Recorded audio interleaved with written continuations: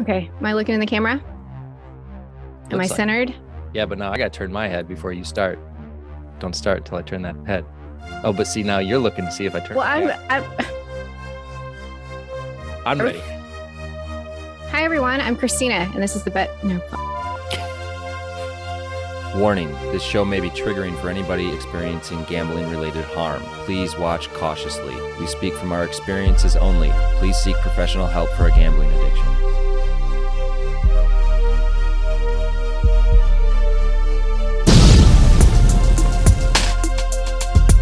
Hi, everyone. Welcome to the Bet-Free Life. I'm Christina, and I haven't placed a bet since March 6th of 2021. And I am Brian, and I haven't placed a bet since July of 2014. Hi, Christina. Hi, Brian. Christina, do you remember last week when I was talking about FanDuel and how I contacted them to remove me off their mailing list? And then I got a new mailer from FanDuel. Well, I took it to the Department of Consumer Protection here in Connecticut, and I filed a complaint. And then the Department of Consumer Protection got back with me and said, here's the self-exclusion list. And I wrote back and I said, is this the final answer? I shouldn't have to self-exclude in order to not be advertised to in my home with direct mail. And I said, if this is my final answer, I'm going to have to go to the local news. And that's where it's at currently. That's as far as I got. The guy didn't even really take it that seriously that I was complaining that they were advertising to somebody with a gambling addiction after they had told me that I was going to be off the mailing list. And you never did hear back did you actually try and reach out again to FanDuel or no? No, because the only way you can reach out to them is through the online chat box. And I waited 23 minutes for that. So I'm not doing that again. So I thought I would go over their head to the Department of Consumer Protection because this is what they're supposed to handle. And they don't seem to care. Here in Connecticut, they don't seem to care. So they want me to self-exclude to get off the mailing list. But my argument is that I shouldn't have to self-exclude. I shouldn't have to, sign a legal document and go through the rigmarole of that just to get off the mailing list, especially when they told me I was off the mailing list. Very much so. That is my update for that. I have nothing new other than that. What about you? I had a pretty quiet week. But guess what Sunday is? Sunday is 1 year for Christina. That's fantastic.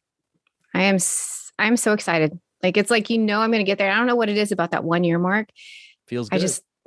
I've worked my ass off to get there. Yeah, you have. And so it feels good.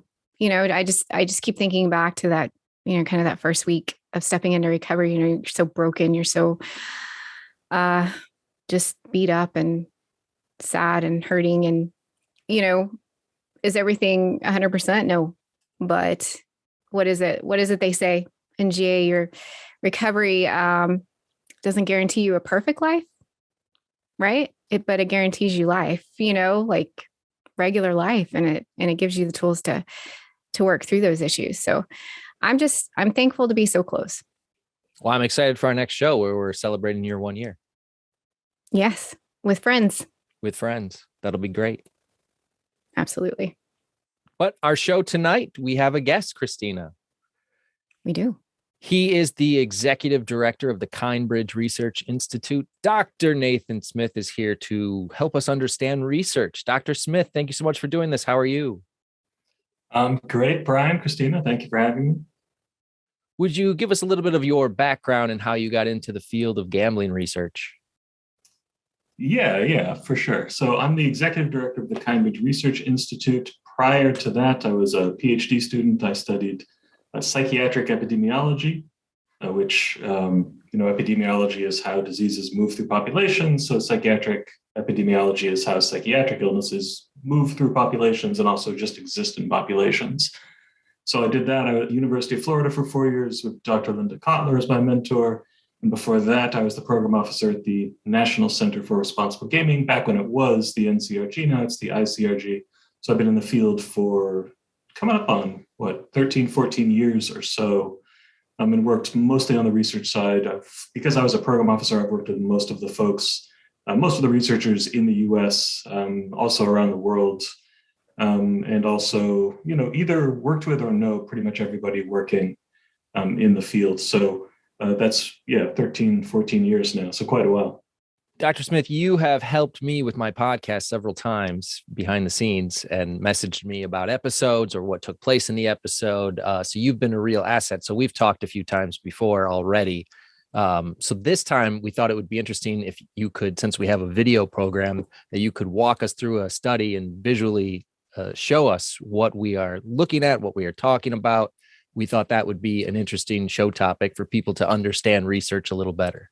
Yeah, I'm happy to do so. And we've talked about, so maybe this started when we were talking about, so industry funds some research and it's sort of, they fund it more directly or less directly, and then states fund it, but states also take, obviously take gambling proceeds as well. And so there's this whole discussion about, well, who funds the research as important? And my response, as we were talking about this, was like, I don't really think about that hardly at all. Because research is good or it isn't. It's like the methods are good or they're not. The sample makes sense or it doesn't, right? And it's who funded it is kind of like the least interesting way to me to try and suss that out. I think I said at the time, it's like, trying to pick who's going to win a boxing match by the color of their shorts. Like, it doesn't make sense. You can watch the fight and see who won and who didn't, right?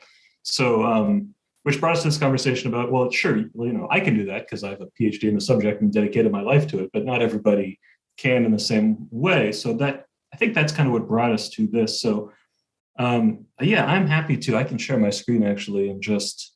What study are we going to look at tonight? So this is suicidality and gambling among young adults in Great Britain, results from a cross-sectional online survey. This is one we just kind of picked out.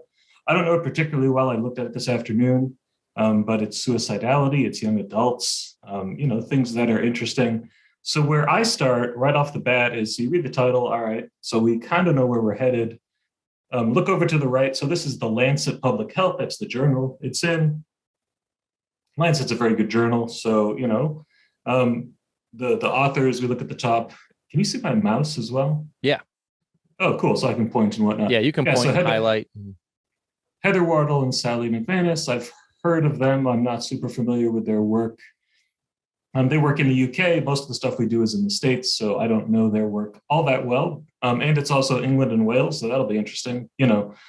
Usually with that kind of thing, it's like I can understand most of it. And then when they talk about like educational attainment and stuff, I have no idea what they're talking about. It's like, I just think of like Harry Potter and OWLs, but I don't actually know what anything means.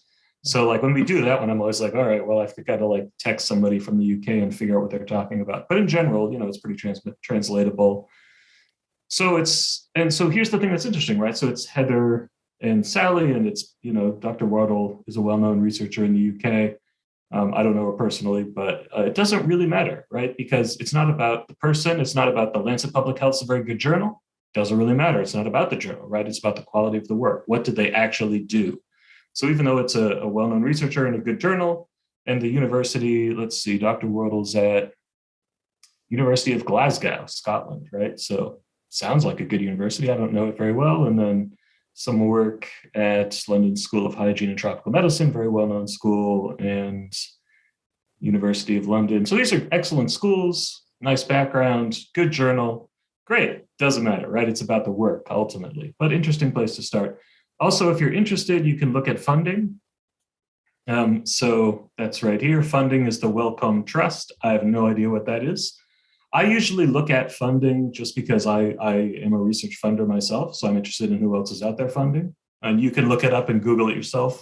But I'll usually look at that early on. Not that it makes a difference particularly. It's just interesting. For me, I kind of want to know who's funding what as we move through. So did you have a chance to look at this beforehand, or are you seeing this all fresh? This is fresh. Fresh. I have a quick question about funding. Anything. When you say that, do people who fund these studies usually have an interest in them, or are people like yourself, researchers, reaching out to miscellaneous organizations to get funding for them? Yeah, usually. So again, in the UK is a little outside my jurisdiction, but generally in the States, you're pitching a project to a funding organization. Usually, so in gambling, of course, we can't go to the feds. But oftentimes in the other addictions and most other health research, you're going to the federal government, going to NIH and pitching them some idea. Usually it's not like for one study, it's for a bigger idea that's being funded over a longer period of time. And then they fund you, or you get like an early career award to just support your career in general. And then you can kind of do what you want. But yeah, usually you're actually writing something to try and get that. In my case, in Cambridge Research Institute's case, I'm actually going out most of the time and chatting with folks and seeing who has what, because we're looking at really specific sort of pinpoint accuracy types of things. So, you know, we have the veterans research that's coming out. And for that, you know, it's in the United States when you're doing veterans work, there's only 2 VAs with inpatient treatment centers. So we started there, right? It's like there was no point in doing an all call to the entire United States about veterans treatment, particularly for inpatients. There are 2 places and one has been doing it for 50 years. So we really wanted them. So like I went out actively and tried to recruit them. And they, you know, they have been excellent and done incredible work for 50 years. And so they were happy to talk about that, and we got that going. But that's really the exception. We're kind of a rare animal in how we operate. Most of the time it's somebody who writes and is asking for money from some, you know, state or federal group. Okay. And I think y'all should ask questions as we go through, because I don't know what you're interested in and what jumps out to you. But maybe we'll just read through a bit together, just maybe pop through the background and summary. Yeah, so we'll interrupt you. Yeah, please interrupt me. That's what I'm trying to say.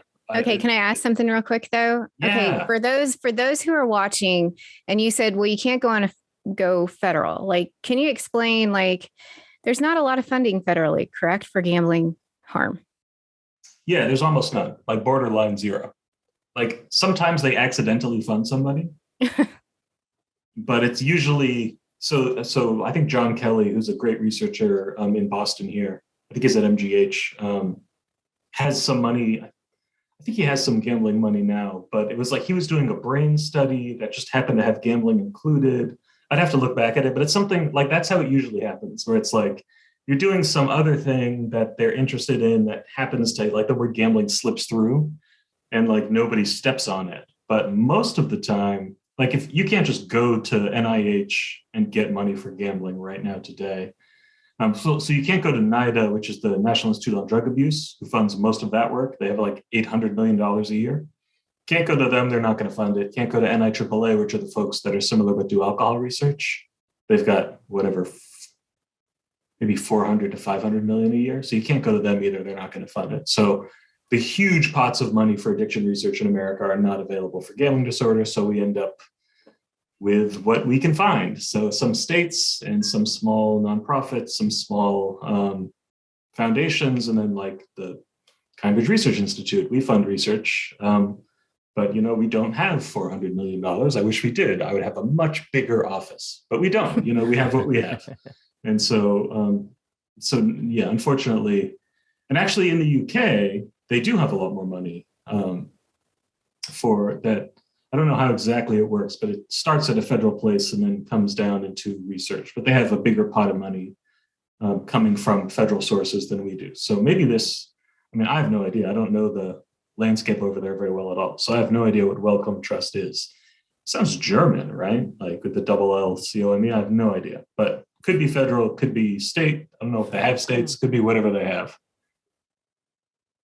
You could Google it, but like, why bother? Yeah. Let's just dig in.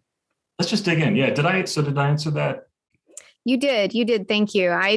I don't understand the whole federal level thing. But you did explain the answer to my question. Yeah, it's there. Yeah. There's no money. There's a ton of money for everybody but us. That's like the really short version. The stepchild of addiction. Yeah. And we're actually ahead of gaming, if you can believe that. The gaming folks are like even farther behind us. So that's terrible news for them. So let's pound through a little bit. So background, we'll just see what the thing's about. Suicide rates in young people have increased in England and Wales since 2010. That's interesting. Didn't know that. There are a range of possible explanations. Problem gambling has been suggested as a potential risk factor. Okay. We aim to examine the association between suicidality, suicide thoughts and suicide attempts, and problem gambling, specifically for young adults in Great Britain, where gambling has become more widely available and normalized in the past 2 decades. Okay, this sounds interesting. So a couple of things they gave us when they talk about, so they defined suicidality for us. So suicidality is suicidal thoughts and suicide attempts. So we expect that they're going to, when we look at measurements, they're going to have a measurement for each of those. So we already have that in our minds, like, okay, those two things. And then they're talking about problem gambling. So the association between suicidality and problem gambling. Now, so far, we have no idea what problem gambling means. That could be anything. So we got to keep paying attention to what they actually mean by that. So hopefully it's in methods, but we'll see. So we analyzed data from the emerging adults, yada, yada, a cross-sectional online non-probability sample survey of young adults aged 16 to 24 years living in Great Britain. All right, slow down, right? So we've got a few things there we need to know. Cross-sectional, right? So cross-sectional is just at one moment in time, one survey at one moment in time. So it would be different from like a cohort study where you're following the same group of people over time and measuring them like every 6 months or every year. So there are famous, like the nurses' health study is a famous one in America where they followed nurses and interviewed them every 2 years, but for like 70 years. And you can learn really interesting things from a cohort study because you can see what happens over time. So my grandmother was in the nurses' health study because she was a nurse in the 50s when they started it. And she was in it until she died maybe 7 or 8 years ago. And then she donated her brain to science. So her brain is still in the study. But that's a cohort study. So you can really see what happens over time in a cohort study. So this is cross-sectional. So it's just like a flash photograph, that's it. So you can't really look backwards, you can't look forwards, and usually you can never find these people again. So this is it. This is all we have to work with. So cross-sectional online, okay. So online and non-probability. So non-probability, this is basically means this is not going to be representative.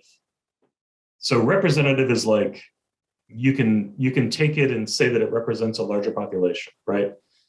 So if we're trying to figure out how many people have a gambling disorder in Massachusetts, you do a representative survey and you get some number. Now this is non-probability, which means it's not going to be representative. So it's not going to tell us the prevalence of any of these things. We can't learn the prevalence of suicidality. We can't learn the prevalence of gambling problems. So forget about that. We're not going to learn how many people, what percentage have these problems in the UK. So that's interesting. And it's online. So, it's online. So online means online. So that's pretty straightforward. Is that weird or questions on that? No, I think you're doing this perfectly. I love the way you're stopping to explain each piece. Okay, good. We'll keep going then. So who were selected from a YouGov online panel? Okay, an online panel is like a bunch of people who were recruited online, and then they go and they ask them questions. And it's not I'm a epidemiologist. I really like representative samples because we can answer prevalence questions. So, I don't use online panels in general because they don't do what I'm trying to do most of the time. But there's nothing wrong with them per se, as long as you use them for what they're supposed to be doing, right? It's just the right tool for the right job. We got a hammer, things, we got a saw, we're going to cut things, make sure the right tool is doing the right job. So I don't know if they used it right. We're going to see if they did. I hope they did, because if not, it's going to get awkward, but we'll see. Let's see. So we examined associations between problem gambling. Oh, defined as. Okay, we have a definition. That's good. Defined as a score of 8 or higher on the problem gambling severity index, the PGSI. All right, so I'm happy. So I'm already happy. That's good. Because that's great. I'm glad you're happy. Everybody, we want me to be happy. That's what's important.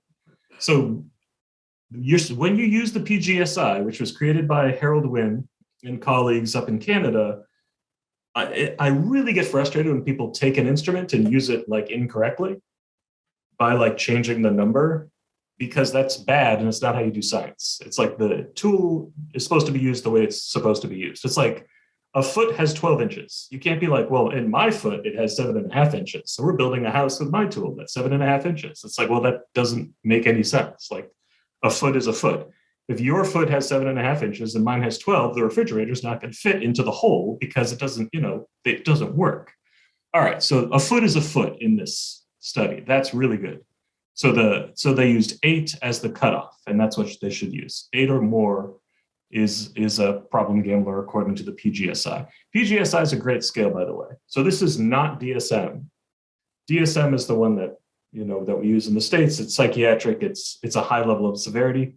PGSI, much more, it includes like community things and family questions, and it's sort of more broad, like looking at a broader form of harm. Very nice scale. Harold Wynn's a great guy. I'm very happy right at the moment. Questions on that, or just keep going? Let's keep going. Keep going. All right. And suicidal thoughts. I'm intrigued. Yeah. Well, so far, so good. So far, we haven't had to have any sort of come to Jesuses with them yet. So that's good. And suicidal thoughts and suicide attempts in year before survey completion is in a series of regression models with and without adjustment for socioeconomic factors. Okay. So like a regression model, that we're not into regression models. It's statistics, right? But the basic idea is, and this is all of epidemiology. I didn't use the magic word. I did not use the magic word. Excellent.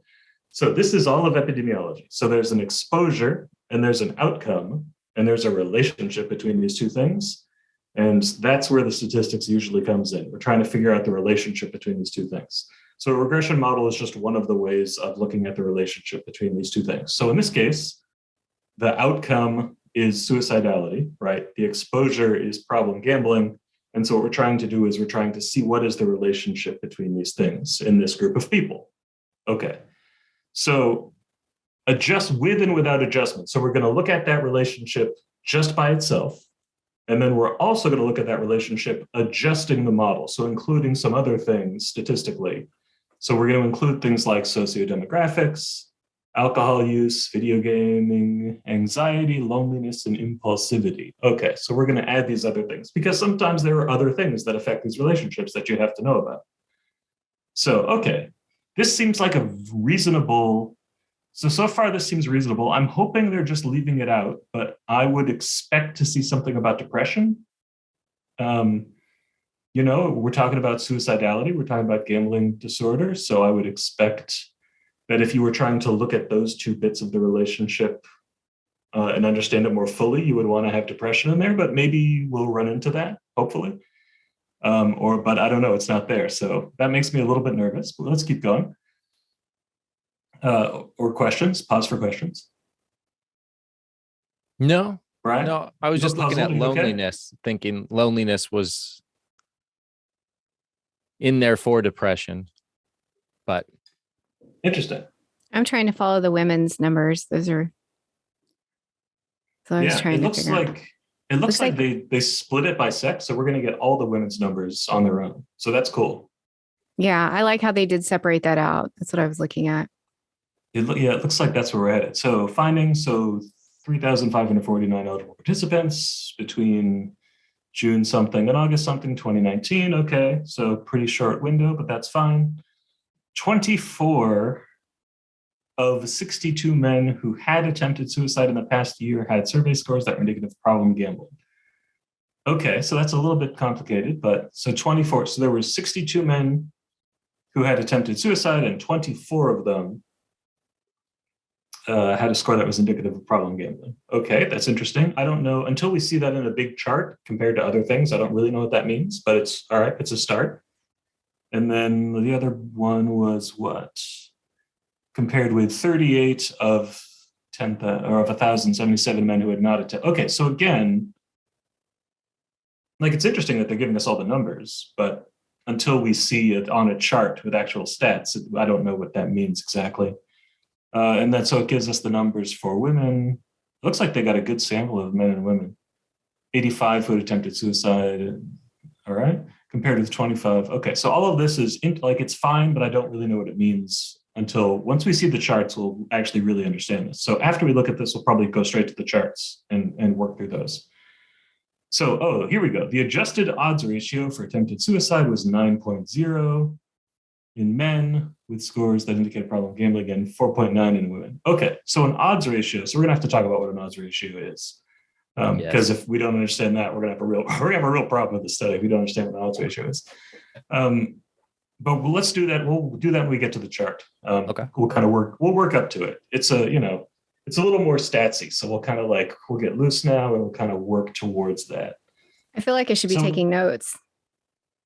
No, this is not it's great. It is. No, it's so great though. Like just the way it's being broke down. Is this beginning section known as anything on a study other than the beginning part? It is. It is called the abstract. Thank you. I was going to show you the word, but it doesn't It's actually. been a while since I've been in school.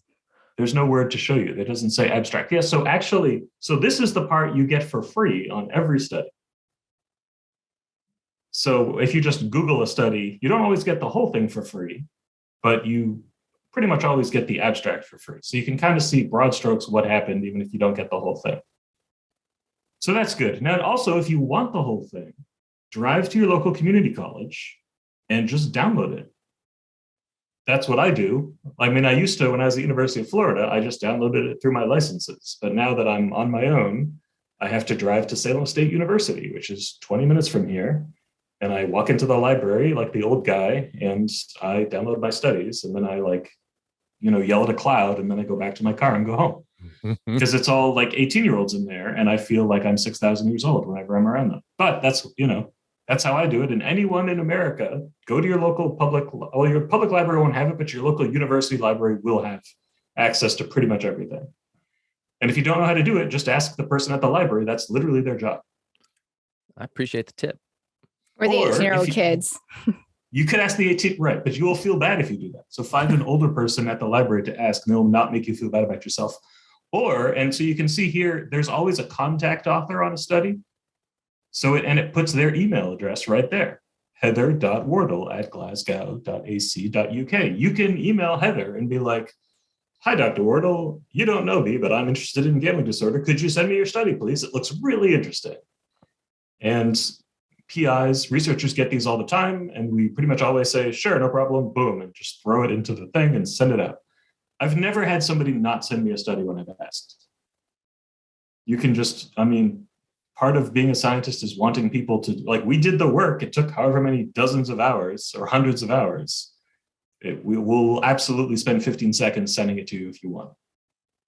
So that's another one for free. Just if you don't feel like driving to Salem State University, just email the person. They will send you the study. I almost guarantee it. This is sort of off topic, but where would you want to see your study published? Where's the creme of the creme to get your study published where the most eyes get on it? Yeah, that's interesting. So I like social science and medicine. My old mentor at Harvard was or maybe he still is, the editor there. So social science and medicine, because I really like sort of sociological views of health and medicine. So I love social science and medicine, but there's other great ones. Addiction, also out of the UK, great journal. I mean, are we talking if you dream within a dream type of, Nature? If you get your study in Nature, you are getting tenure. Even if you don't work at a university, someone will just walk by and give you tenure, because getting in Nature is that's the top. What is tier. Nature? It's just a unbelievable world-class scientific journal. So Nature would be maybe the top. But there's there's tons of other great ones. So Nature is not going to have a study on gambling disorder. I'm not sure if they ever have. It's the best science being produced in the world gets published there. So it would be cool to get into it, but maybe the American Journal of Public Health, very strong. Well, that would be quite a win for gambling harm to get a study about gambling harm in Nature, right? That would be. Yes, it would be unbelievable.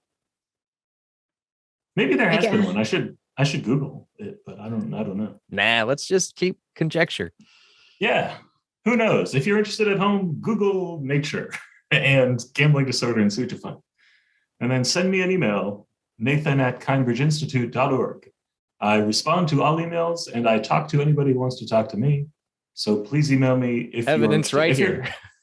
If you're nobody listens to me, the scientists just do what they want and don't listen to whatever, a regular person or me, that's not true. I promise you, if you email me, I will email you back and we can talk. It's happened after these podcasts multiple times now. All right, so this is research in context. This is the stuff they write to make it easier to understand. But it actually doesn't look that easy to understand. So we'll just keep going. So if I was reading this myself, I would go line by line, word by word, to go through and make sure we got it all clear. But I think for our purposes, we'll go straight to the charts, because that's kind of where the action is.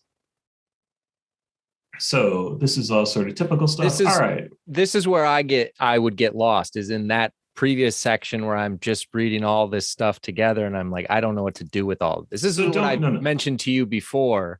Yeah. Don't read that. So what I would read is, for sure, read the abstract so you know what's happening. Usually you'll be fine in the introduction, sometimes called the background section. And that's just kind of like, this is what suicide is, and this is what gambling disorder is, and this is the research that currently exists on it. So if you look at this section here, like, it talks about the studies that have been done before. To our knowledge, 2 studies have examined the relationship between gambling and suicide among young people, both non-probability samples, one in the US, one in South Korea, yada, yada. So they sort of break down what's happened in the past for you. Very helpful and usually very understandable. If somebody writes an introduction or background section that is like gobbledygook, then that's a problem. When we get to methods, it kind of gets a little bit like, that's where kind of the rubber meets the road. So this is where, if I'm reading myself, I'll start in methods because I want to make sure that the measurements they are using make sense. Because if the measurements are bad, then everything is bad. It's the 11-inch ruler. It's like, what are we doing here, people? Well, why would somebody end up using bad measurements if everybody in the scientific community knows what a good measurement is? So let's say, for example, a state paid you a bunch of money to do a study on gambling disorder. And for whatever reason, your study didn't come out that well. You didn't get a great sample. And you got a rate that was really, really low using standard measurements. What you could do if you were unethical would be to kind of, let's say instead of 8 being the cutoff, what if we move that down to 5? And then you kind of artificially inflate the number of people in your problem gambling group by changing the definition of problem gambling. Okay. Right? So that would be one reason why someone would do that. Just a random example, nobody in particular. Another reason might be so it's like Christina's interested in the section on women, which we're going to get to, and maybe you didn't get many people who fall into that category. So you'd go, well, maybe if we just broaden what our definition of gambling harm is, then we can have more data on women and we can sort of compare it to other things and look for risk factors. So there's reasonable reasons to do it. But then there's also unreasonable and unethical reasons to do that. The problem I have generally is when it's done, like if you have to do that because of your sample, like all science is flawed. Every single study is flawed. No one can do a perfect study.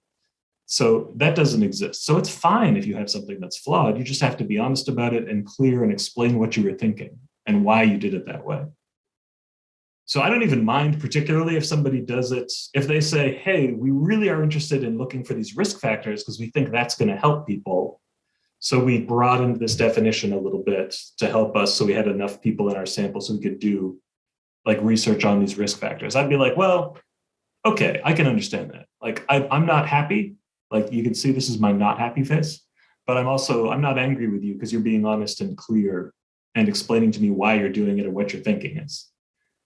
What makes me really unhappy is when they do that and don't say that they did it at all or kind of hide it in the measurements, or when they do that and be like, this is the new extra good special way to do it and it's better than the normal way because we did it. That's right. And then they just like make stuff up. And that happens too, where it's like I have emailed, so Harold Wynn, who came up with the PGSI many years ago, I knew because I worked with him really early in my career.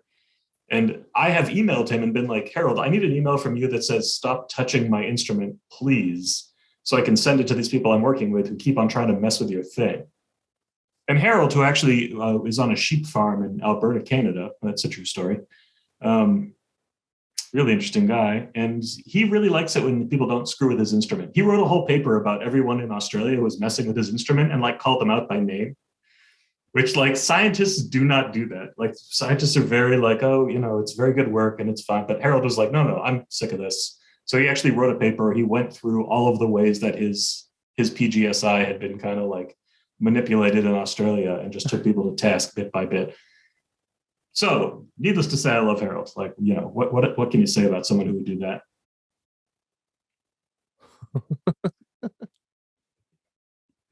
I can send you that paper if you want, Brian. It's fascinating reading. So I don't think we're going to go through the methods line by line because that's going to get a little bit dense. But I will say I did read through it. The measurements were fine. I didn't have any. I mean, it's a non-probability sample. So it doesn't represent anything. It doesn't represent UK. It doesn't represent anything. It's just these are the people that we could find. But we're really interested in how these relationships happen, even though these people are not representative. And that's fine. There's nothing wrong with that. So let's look at the actual, skip the procedures, skip the results for now. The charts is where the action is. Okay. So suicidality and gambling status by gender. Table 1. I like that. I mean, all right, so I'm going to be a little nitpicky, right? Usually a table 1 is like, these are all the people in my sample. And so they break it down by men and women and by race, depending on where you are in the world. And, that's generally what I want to see on a table 1. But we skipped that for whatever reason. So it's okay. It's okay. But I'm not that happy with that. I like to start with, this is everybody in my sample. So I know exactly who I'm looking at. But this is fine. We'll start with this. Okay, so we've got on the left, so in the columns on the left, we're breaking people down by their PGSI score. So 0 is non-problem gambling. Okay, that seems fair enough. You got a straight 0. And then 1 to 2 is low risk. I don't know what low risk means particularly. Like, I don't think it has an actual meaning, but okay, that's fine. So that's 1 to 2. Moderate risk, again, I don't really know what that means, but 3 to 7, that's fine. And then PGSI score 8+ is problem gambling. So that's the true cutoff is 8+. And so we've got men and women. And so we're breaking them down into groups. So neither suicidal thoughts nor attempted suicide. That's the first column. Suicidal thoughts only, and then attempted suicide. So this is just like raw numbers. So not that interesting. I won't really walk you through it, but this is what we're doing. And this is the right way to do this, right? So we've got the thing that's predicting in the column, and then what it is we're predicting in the rows. This is like standard Epi 101. This is how everything is set up. This is the thing we're trying to predict, and this is what we're looking at to predict it. All right, so we'll keep going. Okay, unadjusted odds ratios. So now we better talk about odds ratios. Okay, it's relatively straightforward what an odds ratio is. It's essentially, there's an outcome, as we talked about. The outcome is suicidal thoughts or suicide attempt. And if you start with, I guess, what's the easiest way to conceptualize it? Let's see. Okay, so like a classic example would be like in a case control study, which is a study where you're looking at people who have an outcome and people who don't. So maybe the person has lung cancer or they don't. So you're comparing those two groups. And what you're trying to see is, so that's the outcome. And then you sort of, instead of going forward in time, you go backwards in time and ask them questions about their exposures, right? So take cigarettes as a classic example. So you take people with lung cancer at a hospital and people with other conditions at a hospital, and you ask them about their smoking behavior. And then using just those two numbers, it's very simple, like maybe 5th grade math. You kind of put one over the other. And what the odds ratio is essentially, what are the odds that a person with this outcome had this exposure? So 1 is the standard. So if you get a 1 is like no relationship. If the number goes above that, that means the odds that the person had the exposure go up. So maybe, and it goes up, it's like a percentage, right? So 1.1 was like 10% more. The likelihood was 10% higher. 1.5, the likelihood was 50% higher, but it can also go below. So people who exercise are less likely to get certain cancers, right? So in that case, the odds ratio would go below 1 because it's protective. They're less likely, right? So maybe a person who exercises 3 times a week is half as likely to get a particular disease. You would look at 0.5. So what we're looking at is, so if it's a 1, that means there's no relationship. If it goes greatly above that, the relationship is multiplied higher, and greatly below that, it's going to be lower. So you'll see, I think this will make sense as we go through, but that's kind of what the number means. And generally it's used in a case control type of study where you're looking backwards in time. There's a different number if you want to look forward in time, but we'll leave that for another day. So non-problem gambling, so the REF, so the one is ref, that's the reference group. So this is who we're comparing everybody to. So to do this type of thing, we're comparing our low risk folks to the reference group of the non-problem gamblers. And then we're comparing the moderate people. So let's just go through and I'll use the mouse here. Okay, so where are we focused on? Suicidal thoughts only. We're looking at men. The reference group is 1, so we can ignore that number. Low risk gambling. So what we're trying to see is there a difference between the low risk gambling group and the non-problem gambling group in suicidal thoughts, right? That's what we're doing in this chart. So is there a difference? No, there isn't. So the reference group is, this is the number 1.1. So nothing doing there, no difference. What if we go to the more severe group? We go down a little bit more. Moderate risk gambling, so 3 to 7 compared to the non-gambling group. Again, nothing, 1.1, so nothing's happening. Problem gambling, the most severe, PGSI score of 8 or higher, 0.6. So it's actually lower. They're having fewer suicidal thoughts in the unadjusted rate, but not statistically significant. So you can tell if it's statistically significant here. If it includes the number 1, then it's not statistically significant. And also if the p-value is below 0.05. So this is stats heavy, but you're really looking at just those two things. And usually you don't use both, use one or the other, but they're using both. So they're using both, that's fine. So, all right, so far nothing, so no relationship. So for men, for suicidal thoughts, no relationship. How about women? We'll look a little bit faster this time, 1.4. Okay, that's a little bit higher. 0.5 is lower, 0.7 is lower, and interesting. So the p-value actually meets statistical significance here, but I don't really know what that means because it's lower. The rates are lower. So we're going to have to see what happened in the adjusted rates because the unadjusted is a little bit like 2 of the numbers are lower and one of the numbers is higher. So that's kind of weird. Like, I don't really know what that means. So suicide attempt, we'll see if this makes more sense. So the low risk gambling people, all right, so nothing happened in the low risk compared to the non-problem. In the moderate risk compared to the non-problem, nothing happened. In the problem compared to okay, so now this is our first real finding right here. So the odds ratio, 15.1. So in the suicide attempt group, we're 15 times more likely to have a problem gambling score of 8 or above. So that's a huge difference. I mean, that's like cigarettes causing cancer levels of a high number. 15 is a really high number for an odds ratio. Like usually it's like 1.5, 2, 3, 4, maybe 15 is a crazy number. So again, this is unadjusted. So maybe there's something, when it gets adjusted, that'll come down. That's what we would expect. But okay, so that's a really high. So in men, it's 15.1, very, very high. And you see the p-value, the lower the p-value, the stronger the association. And that number is really, really low. It's less than 0.0001. So tiny, tiny, tiny. Okay, so interesting. So in the suicidal thoughts, there wasn't really any relationship, but as soon as we get to the attempted suicide, really strong relationship. Interesting.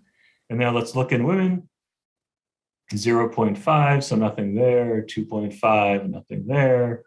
8.0, very, very high, right?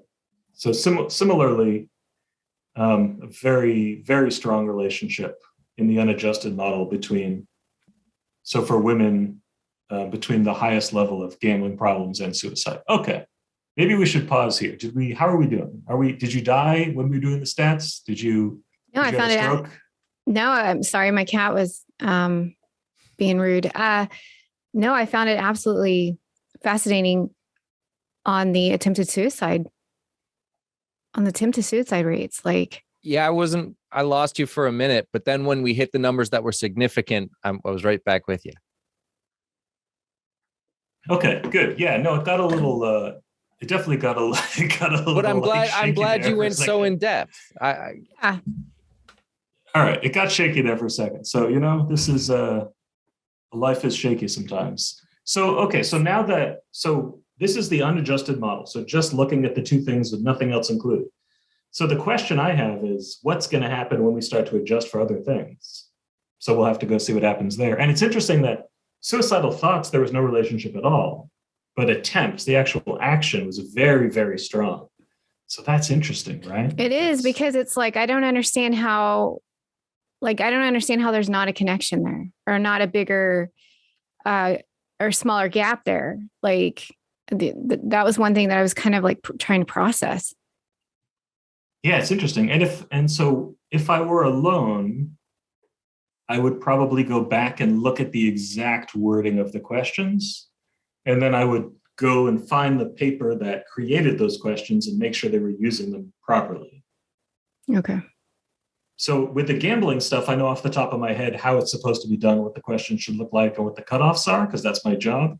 With these particular suicide questions, I don't know. So I would probably go and just read them and read the paper they came from, just to be totally clear that I understood that they were doing it properly.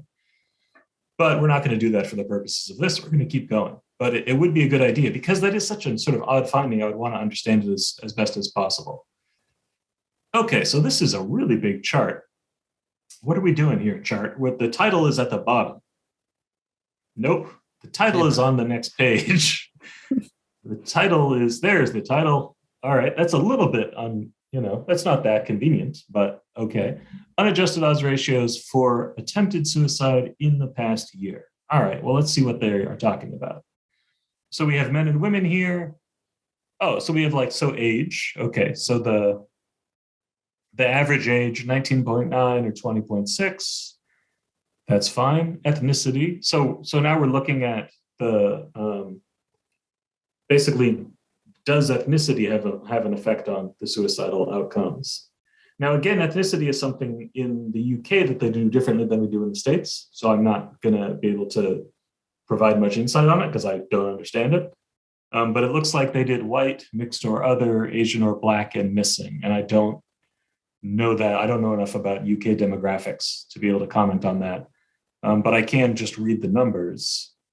And it looks like mixed or other has an actual higher rate of suicide. This was thoughts, or I don't remember. It's all the way at the bottom. Oh, it's attempts. Thank you. Yeah. Okay. So I don't know anything about race or ethnicity in the UK, but mixed or other for both males and females had significantly higher rates. Interesting. I don't know what to make of it, but interesting. Employment. So nothing there for men or women. Local area level of deprivation. Again, there's definitions for all of these in the text. I don't know what they are, but they exist.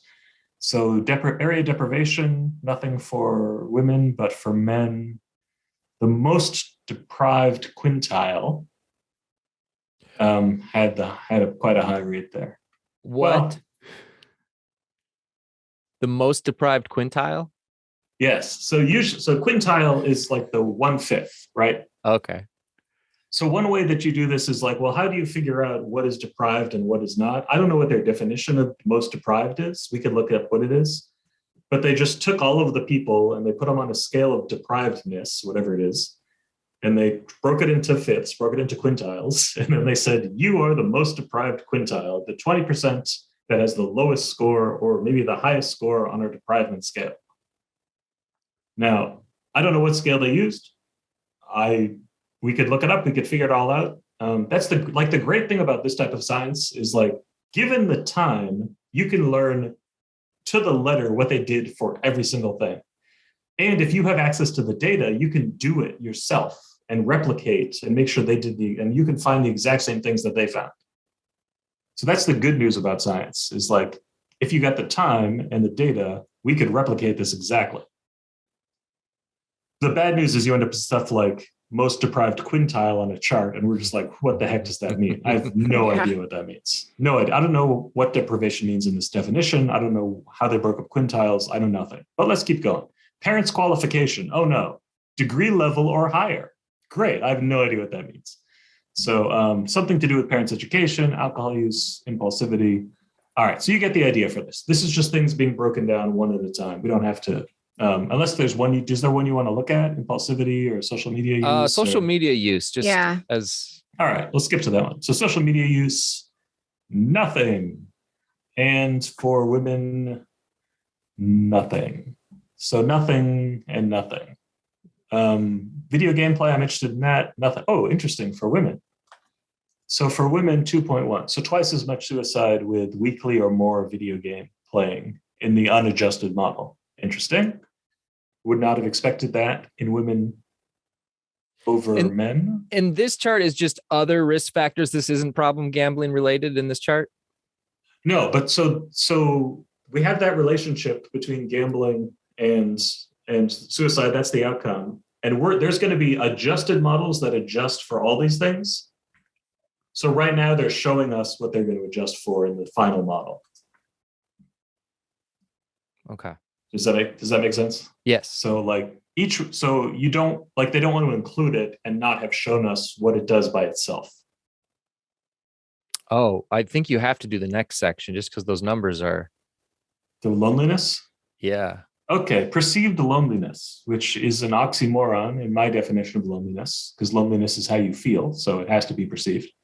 There's no objective measure of loneliness. There's only how you feel. There is an objective measure of social isolation. Again, we're in the States, right? So in my definition for my dissertation in the States, we made that distinction, but you don't have to. As you can see, you can say perceived loneliness if you feel like it. So these are very high numbers. 34. So the 34 is an extraordinary number. So the people who have very much perceived loneliness, I'm not sure what that means exactly, but an odds ratio of 34 is very, very, very high, crazy high. Like as high a number as you're ever going to find in a social science. Interesting. And 12.8, interesting that it's weaker for women. Well, I think though, it kind of makes a little bit of sense to me because I think women tend to be maybe more social sometimes, or maybe, right? Am I understanding that right? Well, so for women who reported very much perceived loneliness, it didn't affect them as much as the men who perceived very much loneliness. Okay. But it's still a very high number, right? The 12. Still a very high number. Yeah, still a very high number. But just an order of magnitude lower than the men's number is crazy. 34 is very, very high. All right, so interesting. So, this is continued from the previous page. Yes, it goes on. So life satisfaction and anxiety. And so anxiety, 1.4 is significant, but it's not a huge number. So it looks like we're not going to get depression. So I'm going to make the sad face because we're not getting depression. And depression would be really interesting in this study, really useful. And I am really surprised that it's not in there, really, honestly. Yeah, that makes me wonder how that happened. How someone was like, let's do a suicide study. Don't ask anybody about depression. It's a very strange decision. It could be, and sometimes this just happens, it could just be that the folks collecting the data didn't know they were going to do the study. It wasn't planned. They did it after the fact using the data, which is a totally normal thing to happen. And you're kind of stuck with whatever the folks collected. So maybe they're stuck, but it does. For me, it really kind of weakens the whole thing because depression is so important and suicidality is so important in the link to gambling. So not having it really, really hurts the findings for me. But, it doesn't make it useless. It just makes it weaker than it could have otherwise been. So now is when the stats are going to get funky. So let me see. But this is like sort of the last important piece. So let's just see. Again, the chart goes on to another page, which I don't like because I don't know what I'm looking at. This is women or this is men? This is men. Okay, so we're looking at men. So in the adjusted models, we're looking at that relationship. In the adjusted models, they do 5 different models, and every time they add more stuff into the models. Okay, so the first thing they add is So model 1 is just gambling status, ethnicity, and local area. And then every new model, they add in more stuff. So we can kind of skip to the end of the movie and just look at Model 5. Like, what happens when you include everything? And because that's when the more things you include, the more it's going to weaken the relationship, usually, or sometimes strengthen the relationship. But usually in something like this, you're going to see the relationship get weaker and weaker and weaker because you're including all of these other factors that influence the outcome. So if we skip to Model 5, and at the very top, and this is maybe the most important bit in the whole thing, is Model 5 for gambling status. This is what we showed up for, right? When we're comparing non-problem gamblers to people who scored 8 or more on the PGSI, in men, the odds ratio is 9.0, right? So still very, very high, 9 times. So what you would say is, for the people in this group that attempted suicide, this is attempt, right? I have to scroll to New England to find this stupid, there it is, for suicide attempt. All right, awesome. I've got to scroll to another planet to find what we're even looking at. I would really like them to put this on one page. Can I just say that? That would just make my life easier. Okay. So for people, and you just I just did say that. So for people with attempted suicide, we're 9 times more likely to have a gambling disorder than folks without. That's what we're saying. That's what this study is saying. Okay. That's quite a strong finding, quite a significant finding. Now, say that again. So people who had attempted suicide. Oh, this is men. Sorry, men who had attempted suicide were 9 times more likely to have a problem gambling score of 8 or higher compared to men who did not attempt suicide. Okay. Wow. And it sounds weird when I say it that way, but this is the way the study is designed. We're starting at the end of the story with suicide attempts and looking backwards. Right. Yeah. So it feels awkward, but this is the way this type of study is done. You say it that way. You don't say it. Problem gamblers are 9 times more likely to attempt suicide. Someone who's not a scientist probably will say that. But the reason why we go to school for 4 years is to learn how to do things technically correct, although I've been butchering a few things here. So, God only knows what happened. But technically, no, the technically proper way to say it is the way I said it, facing backwards. But most people, as they read it, are going to say it the other way. But really, that's not, because we didn't start with a bunch of people who had problem gambling and wait to see what happened to them. Right. We started with a bunch of people who had suicide attempts and then asked them about their gambling, tried to figure out about their gambling, which happened before. So this is though it's technically correct. Is that clear? Yeah, yes. It's clear. So I guess I want to know, with that number that you have now, is that gospel now? Is that it's not because the sample size is too small? No, it's a great sample size. 3,500 people is awesome.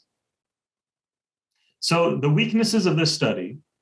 So I really don't like that they didn't include depression. I really don't like that.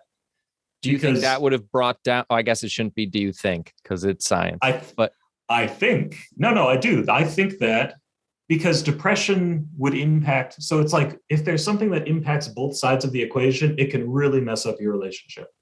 Okay. There's a special word for that. It's called a confounder.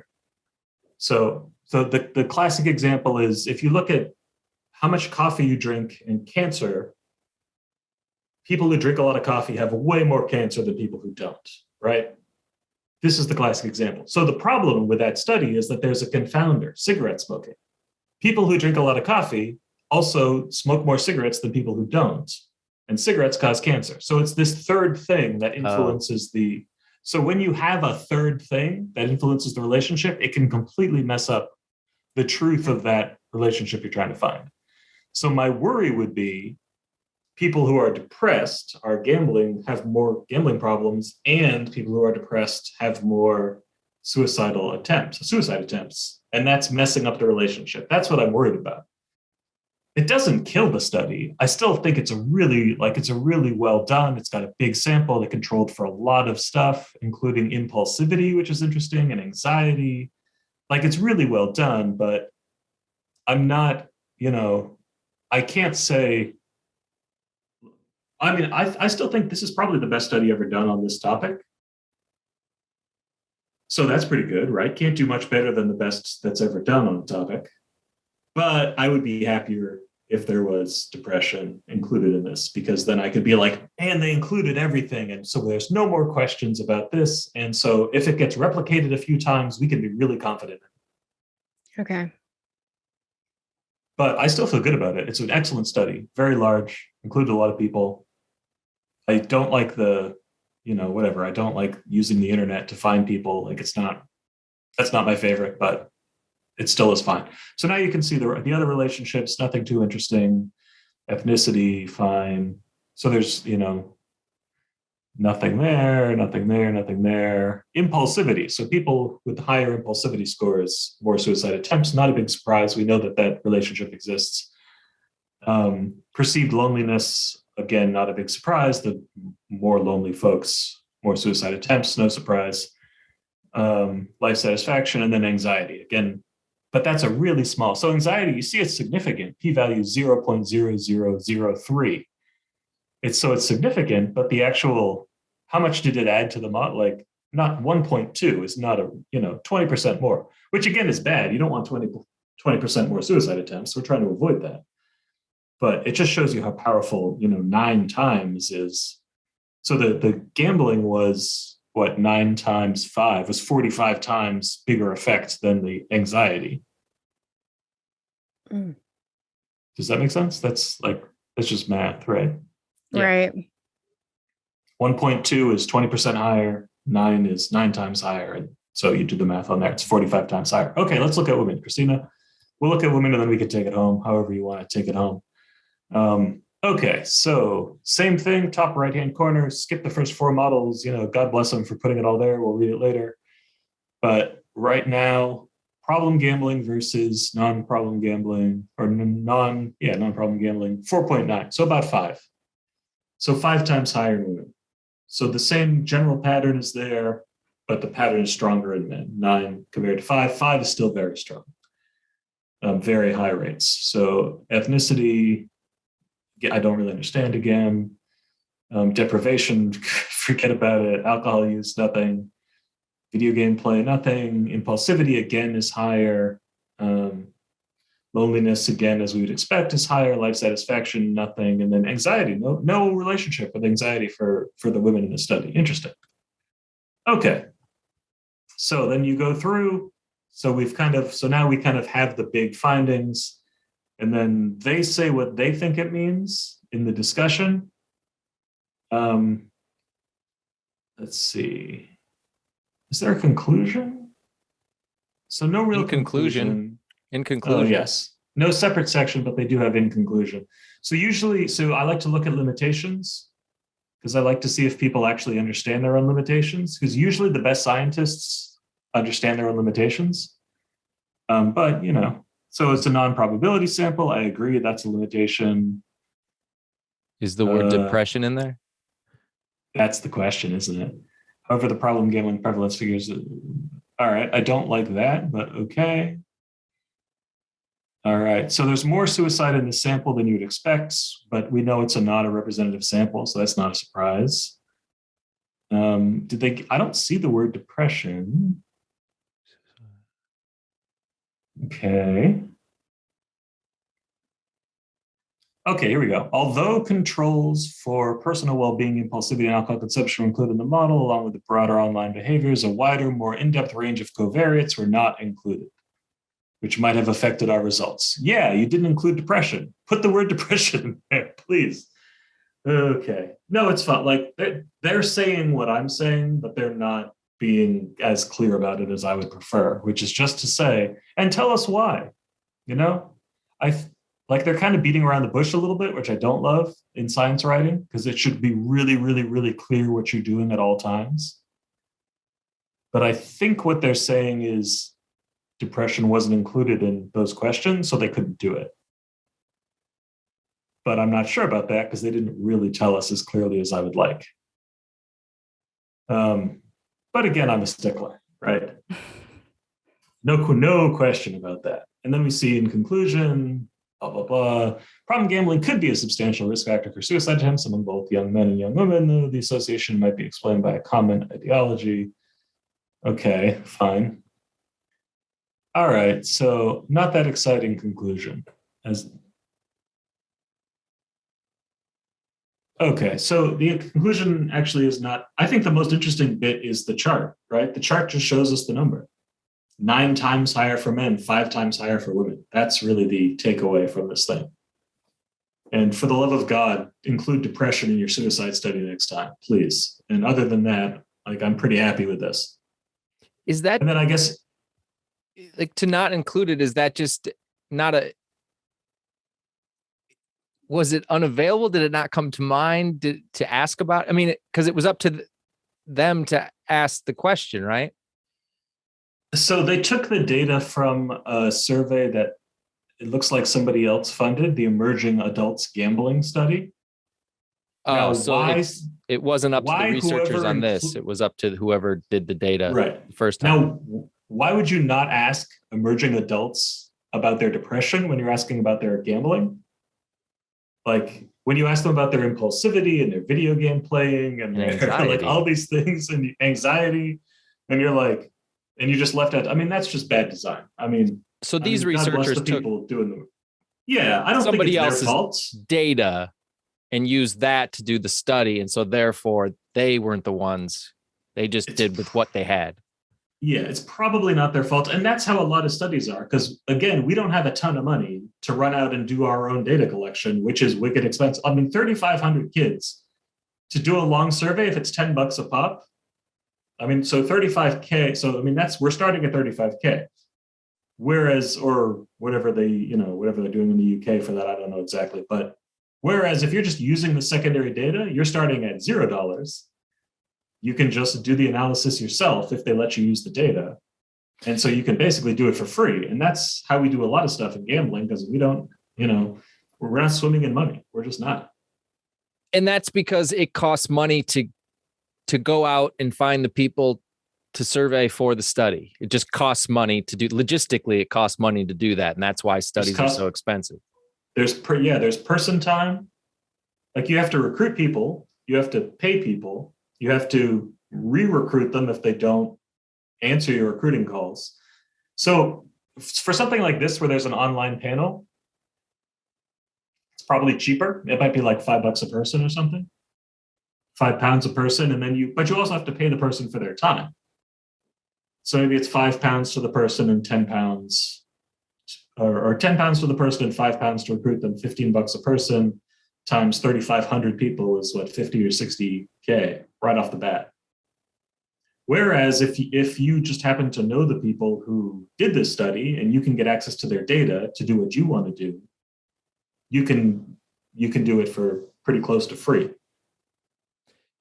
Can you not have I don't know if this is a dumb question or not, but can you not have can you not just have this ongoing study where you simply on your website have it open, like, hey, come by and fill out the study form and leave it open for 5 years, and maybe you get enough people in there to have a sample? Or is that not an accurate way to do?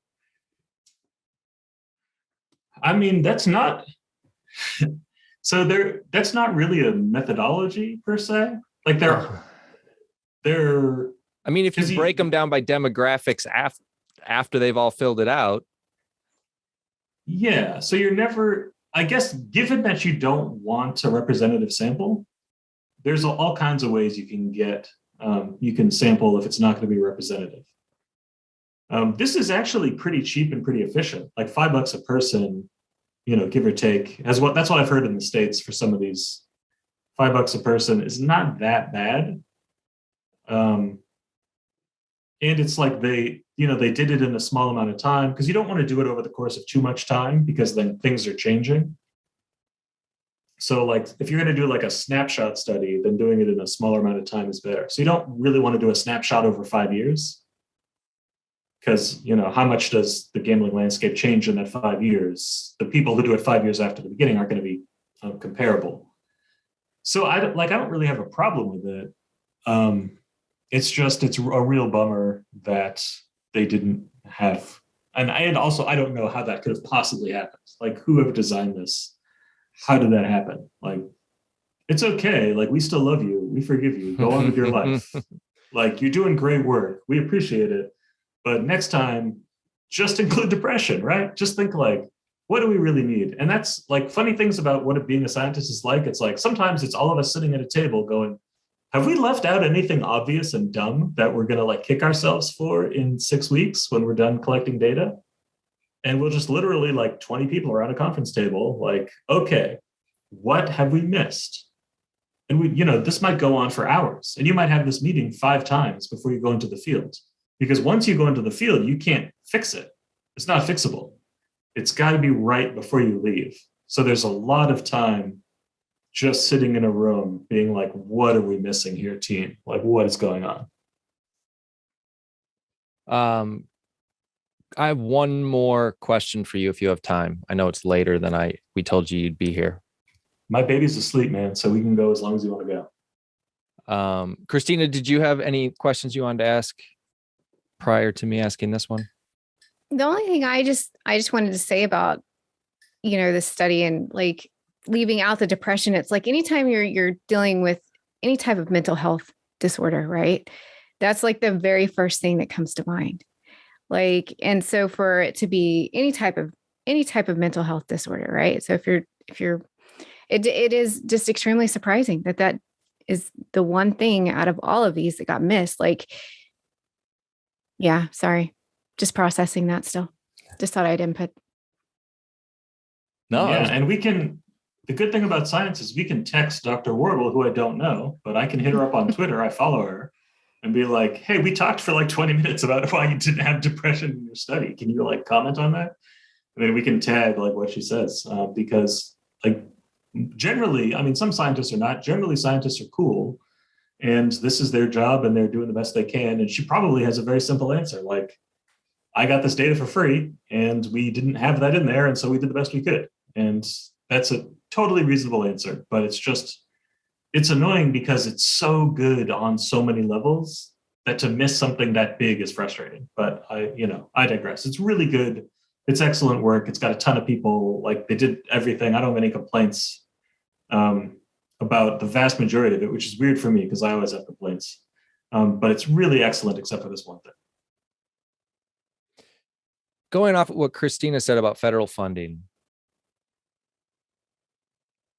generally, I would think to get the federal government involved with something, you would need a very good study that gave them reason to get involved with something like problem gambling.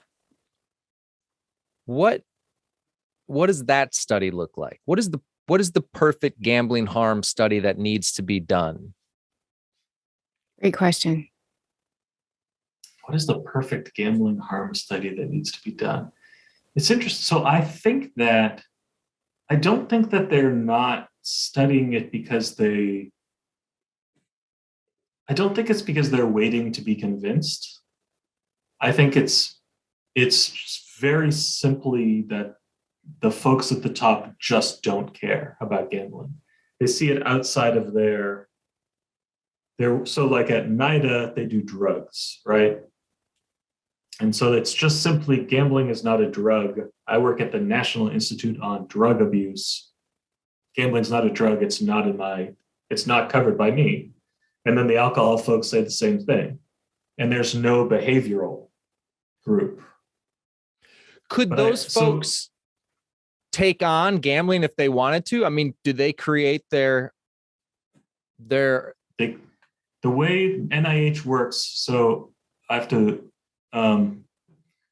There's a very famous researcher named Tony, who you've probably heard of. And Tony works on infectious disease, and he is the head of. I'm not saying certain words so your podcast doesn't get banned. And he works at. It just gives us a problem when we advertise it. That's all. No, I want you to make money. Like, I want to support your show and not say words I was told not to say. So Tony is in charge of one of the groups of NIH. So Tony's in charge of. We're calling him Tony because we're not saying any of these words that'll get us banned. So Tony's in charge of infectious disease, and he can do whatever he wants. He's the director of that center. So Nora Volkov, who's the director of the National Center on Drug Abuse, is at the same level as our friend Tony is for drug. So you can think of her as his equivalent when it comes to drug addiction. And she can do whatever she wants. She's the chair of, she's the director of NIDA. She's probably the most important addiction researcher on the planet. And if she wanted to do gambling, she could do it. And the same is true for George Koob. Dr. Koob is the head of NIAAA, the alcohol research folks. And if Dr. Koob wanted to fund research on gambling, he could do it because he's the way they run it is one person at the top gets the final call and they can do what they want. So Dr. Volkov at NIDA will do studies on food because food is something you take into your body, right? It's a chemical that goes into your body. So you could say, well, it's a drug in that it's a chemical that goes into your body. But they do not do studies on gambling. Gambling is something else that does not fall into that definition for reasons that are not clear to me, but this is the truth. So going to Congress, is that barking up the wrong tree? Should you be going to these folks and trying to convince them? Not that that's easy. Not that you can just walk up to them and be like, hey. I don't know. So this is something we've been thinking about. So we worked on this at NCRG when I was there 12 years ago. And we've been involved in high-level discussions going back more than a decade. Because the feds, this is what's crazy, the feds used to fund this stuff. Like in the early 2000s, they were spending federal money on gambling. And then they changed their mind. They stopped, and it just dried up basically completely the past almost 20 years now, 15 years probably. So honestly, I have no idea how to make that change. We have tried talking to the folks directly. We've tried talking to people at the top of the organizations, not at the very top. They have very experienced gambling researchers at the top of near the top of these organizations, who I guess don't have the influence to actually make a change. I don't know. If I knew the answer, Brian, I would tattoo it on my body and roll around on the floor of Congress if it would get it done. Because I think that's the biggest thing that would help the most people in America. Not just because then it starts to work on stigma, right? Because gambling disorder, it's just like alcohol and drugs or everything else. The feds study it and there's tons of money and there's researchers coming up who have been working on it for years. You would read about it in the papers more. You would start to see studies on it more. It would be in the news more. It would permeate the conversation, the scientific conversation entirely. And then it would permeate the general conversation more. And I think it would make a huge difference. Of course, I could be wrong. This is just I can't prove that. It's my hypothesis, it's my opinion. But I don't know how to get it done. So, we're at Cambridge. So at Cambridge Behavioral Health, we're just going straight at it by treating people, which is a good way to do that. And at Cambridge Research Institute, we're going straight at it by, our studies on veterans, I think are going to push the conversation forward. Because when we start talking about veterans and suicide and gambling, it's going to catch some attention. And so we're trying to multiply the research by 50 times in the next 4 years. And by doing that, part of it is that we think that will put pressure on the VA, NIDA, and IAAA.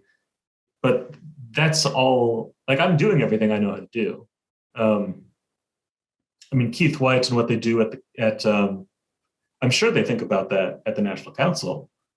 And I'm sure Keith has been working on it hard, but we just are not making any progress. And it's not because people are working on it and are concerned about it. It's just we haven't made any progress. I think you're totally right too, talking about, because a lot of these studies come out of the UK and Australia, right? A lot of the ones that you see.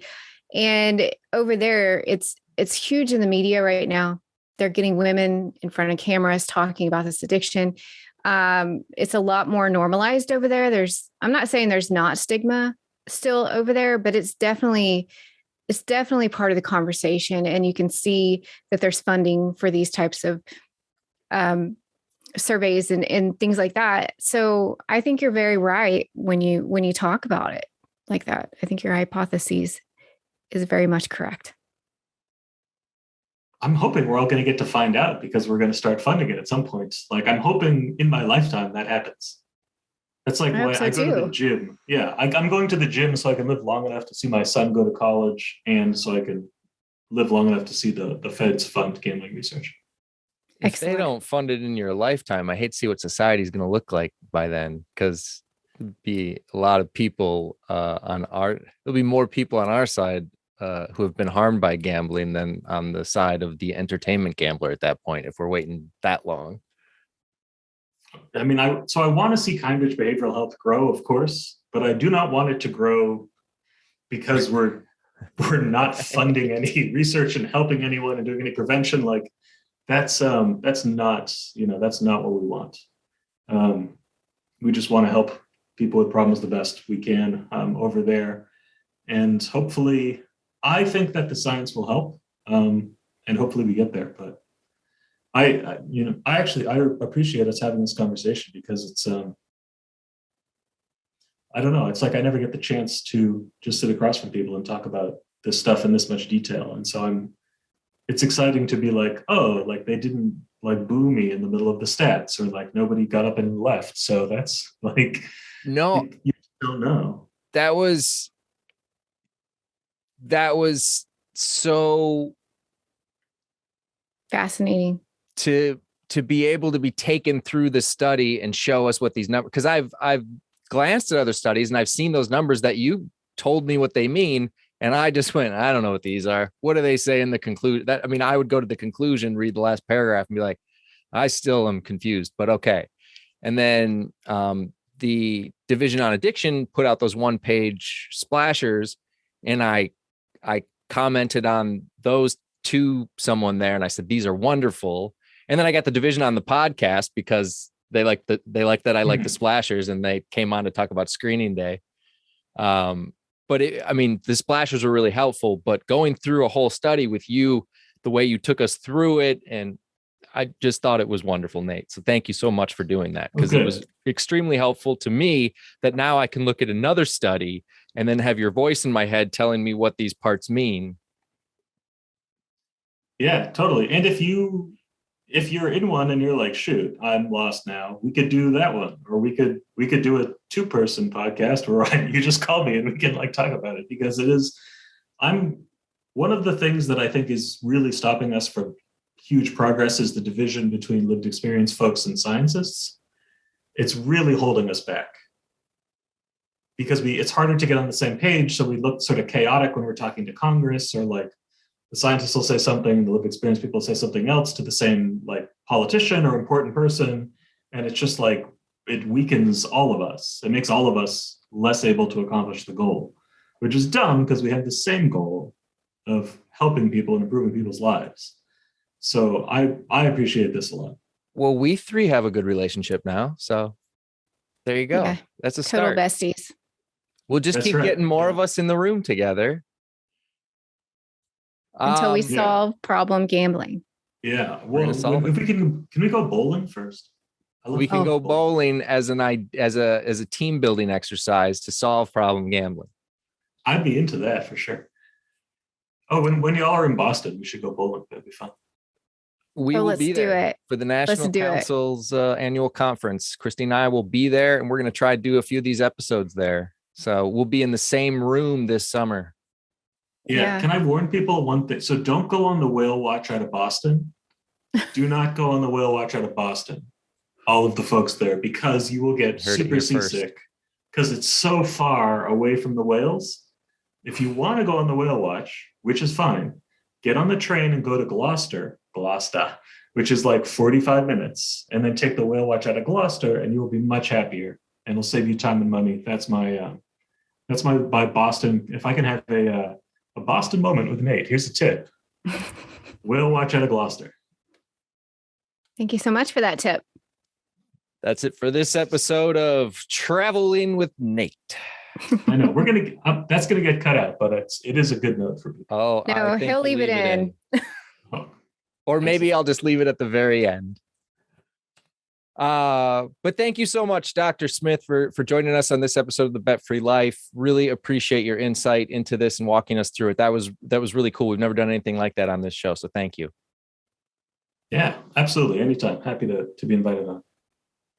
Christina, any final words? I just apologize for Birdie's rude interruption in the middle of that. Your She cat has no manners. Your cat wasn't being rude. Your cat just, saw an opportunity to get her face on YouTube. Yes. Well, for Christina and Nate, I'm Brian. Thanks for watching. Talking helps. I thought that was your middle finger for a second.